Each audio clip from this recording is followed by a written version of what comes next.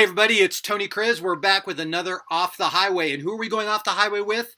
That man right there, Tim Soerens, author of The New Parish, How Neighborhood Churches Are Transforming Mission, Discipleship, and Community. That's right.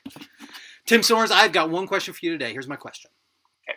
You, uniquely, sort of folks that I know, you are a social organizer. You are a community activist. You are a justice guy. You love that stuff. If we, hypothetically, if we took Jesus completely out of the story, remove Jesus from sort of the construct of human consciousness or your particular consciousness, would you still be highly motivated to live that sort of life? A life of community organizing, justice, if Jesus was removed from the story?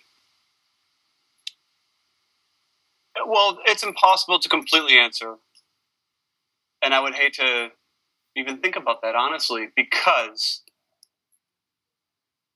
the reason that I believe that Jesus is God is ultimately, for me, because I believe the big story that through Jesus, God is making all things new. And if I didn't have that narrative as a motivator, and in a sense, a dependence upon not just that narrative, but that person, I have no idea what my motivation would be.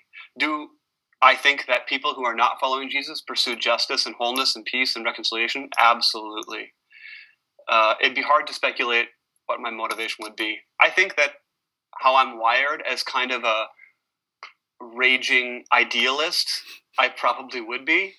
But at the end of the day, we all, as you know better than most, we all have faith. We all are placing our trust, ultimately, I think, in one big story, whether that's lifting ourselves up from our bootstraps or a different system or just, sneaking by and getting as much pleasure as we can out of this life because we're all just dancing molecules anyway.